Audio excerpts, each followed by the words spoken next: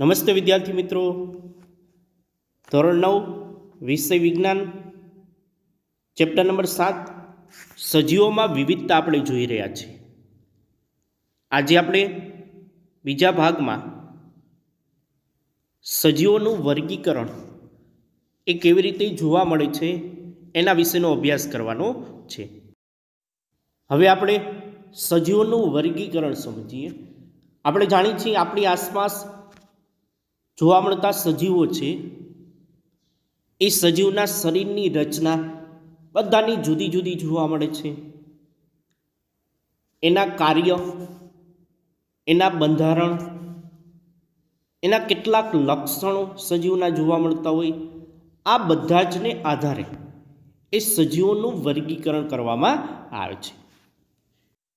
આમ આપણે જોઈએ તો સજીવો છે એને મુખ્ય એ બે પ્રકારે વર્ગીકરણ કરવામાં આવે છે. એક આદિકોષ કેન્દ્રીય સજીવો, જેને પ્રોકેરિયોટિક સજીવો પણ કહેવામાં આવે છે, જ્યારે બીજાને સુકોષ કેન્દ્રીય સજીવો, જેને યુકેરિયોટિક સજીવો પણ કહેવામાં આવે છે. અગાઉના પાઠની અંદર આપણે ચર્ચા કરી હતી કે આદિકોષ કેન્દ્રીય સજીવો કે જે કોષ કેન્દ્ર પટલનો અભાવ જોવા મળતો હોય, પટલમય અંગિકાઓ ગેરહાજરી હોય, એવા સજીવોને આદિકોષ કેન્દ્રીય સજીવો કહેવાય. સુકોષ કેન્દ્રીય સજીવોની વાત કરી તો તેમાં કોષ કેન્દ્ર પટલ સ્પષ્ટ હોય, પટલમય અંગિકાઓ આવેલી જોવા મળે છે. આદિકોષ કેન્દ્રીય સજીવો છે ને એ બધા જ એક કોષીય સજીવો હોય કે એક જ કોષ દ્વારા શરીરની રચના. જ્યારે સુકોષ કેન્દ્રીય સજીવો હોય એમાં પાછા કેટલાક એકકોષીય સજીવો પણ હોય છે અને કેટલાક બહુકોષીય સજીવો પણ જોવા મળે છે. આમ આપણે આદિકોષ કેન્દ્રીય સજીવોમાં એકકોષીય સજીવો છે એને વૈજ્ઞાનિકોએ નામ આપ્યું છે મોનેરા. શું નામ આપ્યું? મોનેરા. સૃષ્ટિ મોનેરા કહેવાય છે. એવી જ રીતે સુકોષ કેન્દ્રીય સજીવો છે એમાંય પાછા એકકોષીય સજીવો હોય એને રોબર્ટ વિહિટિકર નામના વૈજ્ઞાનિકે સૃષ્ટિ પ્રોટિસ્ટા નામ આપવામાં આવ્યું છે. આમ આદિકોષ કેન્દ્રીય સજીવો અને સુકોષ કેન્દ્રીય સજીવો એની અંદર એકકોષીય સજીવો, આમાં પણ એકકોષીય સજીવો. આદિકોષ કેન્દ્રીયમાં એને સૃષ્ટિ મોનેરા અને એમાં સૃષ્ટિ પ્રોટિસ્ટા. હવે બહુકોષીય સજીવોની વાત કરી તો બહુકોષીય સજીવો કેટલાક કોષ દિવાલ ધરાવતા હોય અને કેટલાક સજીવો કોષ દિવાલ ધરાવતા નથી, એટલે કે કોષ દિવાલ વિહીન સજીવો હોય છે. જે સજીવો કોષ દિવાલ ધરાવતા ન હોય એને વૈજ્ઞાનિકોએ કીધું સૃષ્ટિ પ્રાણી, જેમાં આપણો પણ સમાવેશ થાય છે, પ્રાણી સૃષ્ટિ. એવી જ રીતે જે કોષ દિવાલ ધરાવે છે એમાં પણ કે જે સજીવો પ્રકાશ સંશ્લેષણની ક્રિયા ન કરી શકતા હોય. પ્રકાશ સંશ્લેષણની ક્રિયા આપણે જાણી છે, વનસ્પતિ પ્રકાશ સંશ્લેષણની ક્રિયા દ્વારા ખોરાક બનાવે છે. જ્યારે કેટલાક સજીવો એવા છે કે જે પ્રકાશ સંશ્લેષણની ક્રિયા ન કરી શકતા હોય, એવા સજીવોને એ વૈજ્ઞાનિકોએ એક નવી જ સૃષ્ટિ નામ આપ્યું છે. એવી સૃષ્ટિને એ સૃષ્ટિ ફૂગ કહેવામાં આવે છે. એવી જ રીતે આપણે જોઈએ તો જે સજીવો કોષ દિવાલ ધરાવતા હોય અને પ્રકાશ સંશ્લેષણની ક્રિયા કરી શકતા હોય, જાણીએ છીએ આપણે કોણ? તો કે વનસ્પતિ જેવા સજીવો કે જે પ્રકાશ સંશ્લેષણની ક્રિયા, સૂર્યપ્રકાશની હાજરીમાં એ પ્રકાશ સંશ્લેષણની ક્રિયા દ્વારા ખોરાક બનાવે છે. એને વૈજ્ઞાનિકોએ સૃષ્ટિ વનસ્પતિ નામ આપવામાં આવ્યું છે. આમ તમે જોઈ શકો છો સજીવો મુખ્ય બે પ્રકારે: આદિકોષ કેન્દ્રીય સજીવો, સુકોષ કેન્દ્રીય સજીવો. આદિકોષ કેન્દ્રીયમાં એકકોષીય જ સજીવો જોવા મળે છે, એને સૃષ્ટિ મોનેરા નામ આપ્યું. સુકોષ કેન્દ્રીય સજીવો છે એમાં એકકોષીય અને બહુકોષીય. એમાં એકકોષીય હોય એને વૈજ્ઞાનિકોએ નામ આપ્યું સૃષ્ટિ પ્રોટિસ્ટા નામ આપવામાં આવ્યું છે. આવી જ રીતે સુકોષ કેન્દ્રીય સજીવો એમાંય બહુકોષીય સજીવો હોય, એમાં પાછા કોષ દિવાલ ધરાવતા હોય અને કોષ દિવાલ ન ધરાવતા હોય, એમાં પાછા વિભાજિત કરી શકાય.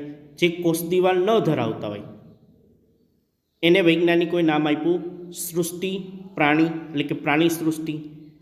આવી જ રીતે જે પ્રકાશ સંશ્લેષણની ક્રિયા ન કરી શકતા હોય એવા સજીવોને સૃષ્ટિ ફ્રૂગ. એવી જ રીતે પ્રકાશ સંશ્લેષણની ક્રિયા કરી શકતા હોય એને વૈજ્ઞાનિકોએ નામ આપ્યું એક વનસ્પતિ સૃષ્ટિ. આમ 5 સૃષ્ટિ એ વૈજ્ઞાનિકોએ રજૂ કરેલ. હવે આપણે જુદા જુદા વૈજ્ઞાનિકોએ સજીવોના વર્ગીકરણ માટે કંઈક ને કંઈક પ્રયત્નો કર્યા છે. એના વિશે વાત કરીએ તો અર્ન્સ્ટેડ હેકલ, રોબર્ટ વિહિટેકર અને કાર્લ વ્યુસ નામના જીવ વૈજ્ઞાનિકોએ બધા જ સજીવોને સૃષ્ટિ નામના વ્યાપક વર્ગમાં વિભાજિત કરવાના પ્રયત્નો કર્યા છે. એમાંય આપણે જોઈએ તો રોબર્ટ વિહિટેકર નામના વૈજ્ઞાનિકે વર્ગીકરણ પદ્ધતિમાં એ 5 સૃષ્ટિ એ રજૂ કરી છે. એ 5 સૃષ્ટિના નામ જોઈએ તો સૃષ્ટિ મોનેરા, સૃષ્ટિ પ્રોટિસ્ટા, સૃષ્ટિ ફૂગ, વનસ્પતિ સૃષ્ટિ અને પ્રાણી સૃષ્ટિ. આમ 5 સૃષ્ટિમાં વિભાજિત એટલે કે વર્ગીકરણ થાય છે એવું રોબર્ટ વિહિટેકર નામના વૈજ્ઞાનિકોએ રજૂ કર્યું. હવે આપણે એ 5 સૃષ્ટિ એમાં સમાવેશ થતા સજીવોના થોડાક ઉદાહરણ જોઈએ. સૌ પ્રથમ સૃષ્ટિ મોનેરા, એમાં ઉદાહરણ તરીકે બેક્ટેરિયા. ત્યારબાદ જોઈએ નીલ હરિત લીલ, જેની રચના આવી જોવા મળે છે. ત્યારબાદ માઇકોપ્લાઝમા. આવી રીતે સૃષ્ટિ મોનેરાની અંદર સમાવેશ થતા એ સજીવોના ઉદાહરણ. એવી જ રીતે જોઈએ તો સૃષ્ટિ પ્રોટિસ્ટા કે જે બીજી સૃષ્ટિ, જેની અંદર ઉદાહરણ જોઈએ તો અમીબા એકકોષીય સજીવ. ત્યારબાદ બીજું આપેલું છે પેરામિસિયમ, આપણે એકકોષીય સજીવ. ત્યારબાદ ત્રીજું ઉદાહરણ આપેલું છે યુગ્લિના, આપણે એકકોષીય સજીવ છે. આમ પ્રોટિસ્ટા સૃષ્ટિની અંદર આવા સજીવોનો સમાવેશ કરવામાં આવે છે. ત્યારબાદ જોઈએ તો સૃષ્ટિ ફૂગ. આ ફૂગ સૃષ્ટિની અંદર સમાવેશ થતા હોય એવા સજીવોની વાત કરીએ તો ઈસ્ટ, એસ્પરજિલસ. ત્યારબાદ ત્રીજું આપેલું છે પેનિસિલિયમ અને છેલ્લું ફૂગનું ઉદાહરણ છે જે બધા જ પરિચિત છે મશરૂમ, જેને બિલાડીનો ટોપ પણ કહેવામાં આવે છે. એવી જ રીતે સૃષ્ટિ વનસ્પતિ, એમાં સમાવેશ થતી વનસ્પતિઓની વાત કરી તો આ છે યુલોથ્રિક્સ, અલ્વા, ત્યારબાદ કારા. આ ત્રણેય વનસ્પતિ, એના સિવાય ક્લેડોફોરા અને સ્પાઇરોગાયરા. આ વનસ્પતિ સૃષ્ટિ વનસ્પતિમાં સુકાયક વનસ્પતિઓમાં સમાવેશ થાય છે. ત્યારબાદ જોઈએ તો હંસરાજ અને માર્સલિયા, આ બે વનસ્પતિ એ ત્રિઅંગી વનસ્પતિઓમાં સમાવેશ થાય છે. ત્યારબાદ જોઈએ તો રિક્સિયા, માર્કેન્સિયા અને એક ત્રીજું ઉદાહરણ છે ફ્યુનારિયા. આ ત્રણેય વનસ્પતિ એ દ્વિઅંગી વનસ્પતિમાં સમાવેશ થાય છે. ત્યારબાદ જોઈએ તો સાયકસ અને પાઇનસ, આ બંને અનાવૃત બીજધારી વનસ્પતિમાં સમાવેશ થાય છે. અને છેલ્લે સૂર્યમુખી અને મકાઈ, આ બંને આવૃત બીજધારી વનસ્પતિમાં સમાવેશ થાય છે. હવે તમારા અભ્યાસક્રમની વાત કરીએ તો આ પાઠમાં આ 5 સૃષ્ટિમાંથી ફક્ત એક જ સૃષ્ટિ એટલે કે પ્રાણી સૃષ્ટિ વિશેનો જ અભ્યાસ આ પાઠની અંદર કરવાનો છે અને તમારે પરીક્ષામાં પણ ફક્ત પ્રાણી સૃષ્ટિ વિશે જ પૂછાશે. ચલો તો હવે આપણે પ્રાણી સૃષ્ટિ વિશેનો અભ્યાસ કરીએ. પ્રાણી સૃષ્ટિમાં સૌ પ્રથમ આપણે પ્રાણીઓના લક્ષણો વિશેની વાત કરીએ. તો એમાં સમાવેશ થતા આ સૃષ્ટિમાં સમાવેશ થતા પ્રાણીઓ એના લક્ષણોની વાત કરીએ તો તે સુકોષકેન્દ્રીય, બહુકોષીય અને વિષમકોષીય સજીવોનો સમાવેશ કરવામાં આવ્યો છે. સુકોષકેન્દ્રીય એટલે કે જે સજીવોની અંદર કોષકેન્દ્ર પટલ હોય, પટલમય અંગિકાઓ હોય, જેને સુકોષકેન્દ્રીય સજીવો કહેવાય. બહુકોષીય એક કરતાં વધારે કોષ ભેગા મળીને શરીરની રચના હોય. દાખલા તરીકે મનુષ્ય, તો એ મનુષ્ય શેમાં સમાવેશ થાય તો કે પ્રાણી સૃષ્ટિમાં. એવી જ રીતે વિષમપોષી એટલે દરેક પ્રાણીઓ છે બીજા કોઈ પ્રાણી ઉપર અથવા વનસ્પતિ ઉપર ખોરાકનો આધાર રાખે છે બીજા ઉપર, જેને વિષમપોષી કહેવામાં આવે છે. આમ પ્રાણી સૃષ્ટિ એ સુકોષકેન્દ્રીય, બહુકોષીય અને વિષમપોષી સજીવોનો સમાવેશ થાય છે. પ્રાણી સૃષ્ટિ એમાં સમાવેશ થતા સજીવો એના કોષો, એમાં કોષ દિવાલ હોતી નથી. મનુષ્ય, કોઈ પણ બીજા પ્રાણીઓ તો એની અંદર કોષ દિવાલ હોતી નથી. જ્યારે વનસ્પતિ હોય એમાં કોષ દિવાલ જોવા મળે છે. ત્યારબાદ આપણે ત્રીજા લક્ષણની વાત કરીએ તો મોટાભાગના પ્રાણીઓ છે એ પ્રચલનશીલ હોય છે. હલનચલન વનસ્પતિની જેમ સ્થિર નહીં, પ્રચલનશીલ એટલે હલનચલન, એક જગ્યાએથી બીજી જગ્યાએ જઈ શકે છે.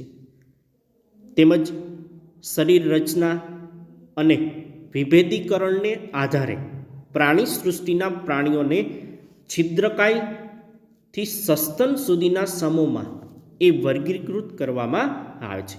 જો આપણે હમણાં જોઈશું કે છિદ્રકાય સમુદાયથી લઈ અને સસ્તન વર્ગના એ પ્રાણીઓ સુધી એને વિભાજિત કરવામાં આવે છે. એના શરીરની રચનાને આધારે, કે એનું શરીર કેવું છે એના આધારે, તેમજ બીજા લક્ષણોને આધારે તેને છિદ્રકાયથી લઈને સસ્તન વર્ગ સુધી એને વિભાજિત કરવામાં આવે છે. હવે આપણે પ્રાણી સૃષ્ટિ એની અંદર સમાવેશ થતા પ્રાણીઓ એના શરીરની રચનાને આધારે એ પ્રાણી સૃષ્ટિ અલગ અલગ સમુદાયમાં વર્ગીકરણ કરવામાં આવે છે. એમાં સૌથી પહેલાં આપણે છિદ્રકાય એટલે કે સછિદ્ર સમુદાય એના વિશેની વાત કરીએ તો આ છિદ્રકાય સમુદાય એની અંદર સમાવેશ થતા સજીવો છે એટલે કે પ્રાણીઓ, એના શરીરની સપાટી એ છિદ્રયુક્ત હોય. છિદ્ર એટલે નાના નાના કાણા સ્વરૂપ. જો એનો અર્થ જ કીધો છે નામ ઉપરથી, છિદ્રકાય એનો અર્થ થાય છિદ્રયુક્ત શરીર. છિદ્રકાય છે ને, જેને અંગ્રેજીમાં પોરીફેરા કહેવામાં આવે છે. જો તમે જોઈ શકો છો આ એક પ્રાણીની રચના છે કે જે એની સપાટીમાં જોઈ શકો નાના નાના છિદ્ર છે, જેથી આ પ્રાણી એ છિદ્રકાય સમુદાયનું છે એમ આપણે કહી શકીએ છીએ. આ પોરીફેરા એ ઇંગ્લિશ શબ્દ છે, એનો અર્થ પણ છિદ્ર થાય છે, જેના ઉપરથી આપણે કહી શકીએ છિદ્રકાય સજીવ. એના લક્ષણો વિશેની વાત કરીએ તેમાં આપણે વસવાટની વાત કરીએ, રહેણાંક. તો છિદ્રકાય સમુદાયના પ્રાણીઓ છે ને એ મોટાભાગે દરિયાની અંદર, અથવા કેટલાક પ્રાણીઓ એવા પણ હોય છે કે જે મીઠા પાણીમાં વસવાટ કરે છે. તમે બાજુમાં એક છિદ્રકાય સમુદાય એના એક પ્રાણીની રચના જોઈ શકો છો. એના શરીરની રચના જોશો ને તો શરીર છે એ બહુકોષીય હોય છે, છતાં આપને જોતા એવું લાગે કે અત્યંત સરળ અને સાદી રચના છે એના શરીરની. જો તમે બાજુમાં જોઈ શકો છો કે એનું શરીર હોય એક કરતાં વધારે કોષોનું બનેલું, પરંતુ આપને એના શરીરની રચના કેવી લાગે છે? અત્યંત સરળ રચના એ જોવા મળે છે. તેમજ પ્રચલનની વાત કરી. પ્રચલન એટલે હલનચલન. દાખલા તરીકે આપણી વાત કરું મનુષ્ય, તો મનુષ્ય એક જગ્યાએથી બીજી જગ્યાએ શું કરી શકે? હલનચલન કરી શકે છે. વનસ્પતિ સ્થિર હોય છે. એવી જ રીતે આ છિદ્રકાય સમુદાયના પ્રાણીઓ છે ને, તે અચલિત પ્રાણીઓ છે, એટલે કોઈ એક આધાર સાથે ચોંટીને રહે છે. પ્રચલન એકમનો અભાવ હોય છે. એટલે દાખલા તરીકે દરિયાની અંદર આ પ્રાણી છે ને, તો કોઈ વનસ્પતિની જેમ જ એક જ જગ્યાએ શું રહે છે? સ્થિર રહે છે. એ એક જગ્યાએથી બીજી જગ્યાએ જતું નથી. એટલા માટે જ વાક્ય કીધું કે તે પ્રાણીઓ અચલિત હોય છે, એટલે એક જગ્યાએથી બીજી જગ્યાએ જઈ શકતા નથી. તમને જોતા તો એવું જ લાગે કે આ પ્રાણી નહીં પણ વનસ્પતિ છે, પણ આ છિદ્રકાય સમુદાય એટલે કે સછિદ્ર સમુદાયના આ પ્રાણીઓ છે એ એક જ જગ્યાએ સ્થિર જોવા મળે છે. ચલો આપણે વાત કરી કે સમુદાય, છિદ્રકાય સમુદાયની અંદર એનું વસવાટ, એના શરીરની રચના જોઈ, પછી એના પ્રચલનની વાત કરી કે તે દરિયાની અંદર અથવા તો કોઈ મીઠા પાણીની અંદર આ પ્રાણી વસવાટ કરતું હોય તો એક જ જગ્યાએ શું રહે છે? તો કે સ્થિર જોવા મળે છે. ત્યારબાદ આપણે એના બીજા લક્ષણોની વાત કરીએ તો તેનું કંકાલ જોઈએ તો શરીર કઠણ આવરણ કે બાહ્ય કંકાલ દ્વારા એ ઢકાયેલું હોય છે. એના શરીરની રચના જો ને તો બહારનો ભાગ છે ને બાહ્ય કંકાલ, આપણે દાખલા તરીકે કહીએ છીએ ને આપણા શરીરમાં હાડપિંજર, અસ્થિ, એની રચના હોય છે. એવી જ રીતે આ છિદ્રકાય સમુદાય છે એની અંદર જોવા મળતા પ્રાણીઓ છે, એનું શરીર કઠણ આવરણ એટલે કે મજબૂત આવરણ હોય છે બહારનું, અને બાહ્ય કંકાલ દ્વારા એ ઢકાયેલું જોવા મળે છે. ત્યારબાદ આપણે એની અંદર નલિકા તંત્રની વાત કરીએ તો તેમના સંપૂર્ણ શરીરમાં અનેક છિદ્રો આવેલા હોય છે. જોઈ શકો છો તમે એ પ્રાણીની રચના, અનેક છિદ્રો, નાના નાના છિદ્રો જોવા મળે છે. આ છિદ્રો શરીરમાં હાજર નલિકા તંત્ર સાથે જોડાયેલા હોય છે. એના શરીરની અંદર નાની નાની નળીઓ છે કે જેની અંદર પાણીનું વહન થતું હોય, ઓક્સિજન, ખોરાકનું વહન, આ બધા જ સાથે આ છિદ્રો શું હોય? જોડાયેલા હોય છે. જો નીચે વાક્ય લખેલું છે, નલિકા તંત્ર દ્વારા શરીરમાં પાણી, ખોરાક અને ઓક્સિજનનું વહન થાય છે. એટલા માટે છેલ્લો પોઈન્ટ આપણે કીધો કે નલિકા તંત્ર છે એ શરીરના સંપૂર્ણ છિદ્રો એટલે કે તેનું સંપૂર્ણ શરીર છે, અનેક છિદ્રો આવેલા હોય છે. આ છિદ્રો એ શરીરમાં હાજર નલિકા તંત્ર, જે નલિકા તંત્ર એટલે ખોરાકના વહન, પાણીના વહન અને ઓક્સિજનના વહન સાથે જોડાયેલું જોવા મળે છે. આવી રીતે છિદ્રકાય સમુદાયની પ્રાણીઓની રચના જોવા મળે છે. ચલો ફરીથી એકવાર છિદ્રકાય સમુદાય, એના લક્ષણો વિશેની વાત કરીએ તો ટૂંકમાં વસવાટ કઈ જગ્યાએ? તો કે દરિયાની અંદર અથવા તો મીઠા પાણીની અંદર વસવાટ કરે છે આ પ્રાણીઓ. તેના શરીરની રચના કેવી હોય? તો કે બહુકોષીય હોય છે, પણ લાગે કેવું? સરળ.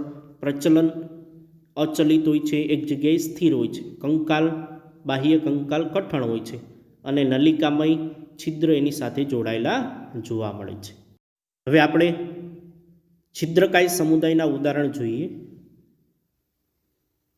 કે છિદ્રકાય સમુદાયની અંદર કયા કયા પ્રાણીઓનો સમાવેશ થાય છે. સૌથી પહેલાં આપેલું છે યુપ્લે કેટેલિયા, બીજું સાયકોન, ત્રીજું સ્પોન્જીલા, સ્પોન્જીલાને વાદળી પણ કહેવામાં આવે છે. આ 3 ઉદાહરણ કે જે છિદ્રકાય સમુદાયની અંદર સમાવેશ થાય છે. એમાં સૌથી પહેલાં આપણે કીધું યુપ્લેકેટિલિયા, એની રચના આવી જોવા મળે છે. જો આ દરિયાઈની અંદર આ પ્રાણી એક જ જગ્યાએ સ્થિર જોવા મળે છે. જો આની રચના તમે જુઓ, શરીરની રચના નાના નાના છિદ્ર જોવા મળે છે. એવી જ રીતે બીજું નામ છે સાયકોન. આની રચના જોઈ શકો છો. આ પણ પાણીની અંદર વસવાટ કરતું પ્રાણી છે કે જેના શરીરની ઉપર છિદ્ર આવેલા હોય છે અને બાહ્ય કંકાલ કઠણ હોય છે. અને છેલ્લું સ્પોન્જીલા, જેને વાદળી પણ કહેવામાં આવે છે, એના શરીરની રચના જોઈ શકો છો તમે. આ પણ દરિયાની અંદર વસવાટ કરતું પ્રાણી છે કે જે છિદ્રકાય સમુદાયની અંદર સમાવેશ થાય છે. હવે આપણે એક બીજા સમુદાય જેનું નામ છે કોષ્ઠાંતરી સમુદાય વિશેની વાત કરીએ. તો સૌ પ્રથમ આપણે એક કોષ્ઠાંતરી સમુદાયની અંદર સમાવેશ થતા પ્રાણીઓ છે એ કોષ્ઠાંત્ર ગુહા તરીકે ઓળખાતું શરીર પોલાણ ધરાવે છે. એટલે ટૂંકમાં કહેવું હોય તો કહી શકીએ કે શરીરમાં ખાલી જગ્યા હોવી. જો નીચે એક પ્રાણીની રચના છે કે ગુહા, દેહ ગુહા એટલે આપણે કહીએ શરીરમાં ખાલી જગ્યા, પોલાણ હોવું. દાખલા તરીકે આપણું જઠર છે ને, તો જઠરમાં જગ્યા છે આપણા જઠરની અંદર. એવી જ રીતે આ પ્રાણીઓની અંદર જોવા મળે છે. એના લક્ષણો વિશેની વાત કરીએ તો કોષ્ઠાંતરી સમુદાયના લક્ષણોની અંદર સૌ પ્રથમ એના વસવાટની વાત કરવી હોય તો એ વસવાટ અગાઉ આપણે છિદ્રકાય સમુદાયની અંદર વાત કરી હતી. એવી જ રીતે મોટા ભાગના એ દરિયાની અંદર અને કેટલાક મીઠા જળમાં એ નિવાસ ધરાવે છે, એટલે કે વસવાટ કરે છે. બાજુમાં તમે કોષ્ઠાંતરી સમુદાયની અંદર સમાવેશ થતો એક પ્રાણીની રચના છે. એના શરીરની રચના જોઈ શકો છો તમે. શરીર બાહ્ય સ્તર અને અંતઃ સ્તર એમ બે સ્તરમાં બનેલું હોય છે. ફરીથી એનું શરીર છે એ બાહ્ય અને અંતઃ, અંદરનો અને બાહ્ય એમ બે સ્તરનું બનેલું હોય છે. તેમજ શરીર રચના છે એ પેશીય સ્તરનું આયોજન ધરાવે છે. આપણે જાણીએ છીએ કોષો દ્વારા પેશીની રચના, એમ પેશી એનું સ્તર એમ આયોજન બંધ શરીરની રચના જોવા મળે છે. ટૂંકમાં કહી શકીએ કે કોષ્ઠાંતરી સમુદાયના પ્રાણીઓ છે ને એ શરીરની રચના બે સ્તરની હોય છે. એક અંતઃ સ્તર એટલે અંદરનું સ્તર એક, અને બીજું એ બાહ્ય સ્તર. આ રીતના એક કોષ્ઠાંતરી સમુદાય એની અંદરના પ્રાણીઓ એની શરીરની રચના આવી જોવા મળે છે. ત્યારબાદ આપણે એના સ્વરૂપની વાત કરીએ તો એનું સ્વરૂપ કેવું હોય તો કેટલીક જાતિઓ એવી હોય છે. ઉદાહરણ તરીકે વાત કરીએ તો હાઇડ્રા, જો આવી રચના જોવા મળે છે. હાઇડ્રા એકાકી સ્વરૂપે એ જોવા મળે છે. દાખલા તરીકે સામાન્ય રીતે વાત કરીએ તો આપણે જુદા જુદા પ્રાણીઓની વાત કરીએ, જંગલની અંદર સિંહ છે, હરણ છે, તો આપણે જાણીએ છીએ સિંહ એકલો જોવા મળે, એકલો વસવાટ કરતો હોય. સિંહના ટોળા ઓછા હોય, અને જ્યારે હરણ હોય તો હરણ ટોળામાં વસવાટ કરતું હોય. તો એવી જ રીતે કોષ્ઠાંતરી સમુદાયનો પ્રાણી હાઇડ્રા છે ને એ એક એક, અને જ્યારે પ્રવાળ, જેને પરવાળા પણ કહેવામાં આવે છે, એ સમૂહમાં કે વસાહતી સ્વરૂપે જોવા મળે છે. આ બાજુમાં તમે એ રચના જોઈ શકો છો કે જે પ્રવાળ પ્રાણીની રચના છે કે જે એક સાથે સમૂહમાં હોય છે. જેમ હરણ ને બધા જ સમૂહમાં જોવા મળે એવી રીતની રચના આની જોવા મળે છે. જ્યારે હાઇડ્રા હોય, હાઇડ્રા એક એક જોવા મળે છે. ત્યારબાદ વાત કરીએ તો એની વિશિષ્ટતા, એટલે કે કોષ્ઠાંતરી સમુદાયની અંદર સમાવેશ થતા પ્રાણીઓ છે એ પ્રાણીની સપાટી ઉપર ડંખ કોષો ધરાવતા એ સ્પર્શકો આવેલા હોય છે. એ સામાન્ય રીતે આપણે જોઈએ નાના નાના કાંટાઓ, ડંખ કોષો ધરાવતા સ્પર્શકો એ કોષ્ઠાંતરી સમુદાયના પ્રાણીઓની અંદર જોવા મળે છે. ચલો આ વાત થઈ લક્ષણો. ચલો ટૂંકમાં ફરીથી કોષ્ટાંતરી સમુદાયના પ્રાણીઓ ક્યાં વસવાટ કરે છે? તો કે દરિયાની અંદર અને મીઠા પાણીમાં વસવાટ કરે છે. શરીર રચના 2 સ્તરની બનેલી હોય છે. ઉદાહરણ તરીકે હાઇડ્રા, પ્રવાળ. હાઇડ્રા એકલું હોય છે અને પ્રવાળ સમૂહમાં હોય છે. ચલો ઉદાહરણ જોઈ ફરીથી એક વખત. ઉદાહરણમાં હાઇડ્રા, જેને જળ વ્યાળ પણ કહેવામાં આવે છે. જો તમે રચના જોઈ શકો છો હાઇડ્રાની રચના. ત્યારબાદ જેલીફિશ, બધાએ સાંભળ્યું હશે નામ. જેલીફિશ પણ કોષ્ટાંતરી સમુદાયમાં આવે છે. ત્યારબાદ ત્રીજું ઉદાહરણ આપેલું છે કે જે પ્રવાળ અથવા એને પરવાળા પણ કહેવામાં આવે છે. આ પણ દરિયાની અંદર વસવાટ કરતું પ્રાણી. અને છેલ્લે સમુદ્ર ફૂલ, જોઈ શકો છો તમે એની રચના. આ 4 ઉદાહરણ હાઇડ્રા, જેલીફિશ, પ્રવાળ એટલે પરવાળા અને સમુદ્ર ફૂલ એ કોષ્ટાંતરી સમુદાયની અંદર સમાવેશ થતા પ્રાણીઓ છે. હવે આપણે આના પછીના લેક્ચરની અંદર પ્રાણી સૃષ્ટિમાં સમાવેશ થતા બીજા સમુદાય વિશેનો અભ્યાસ કરીશું. ધન્યવાદ.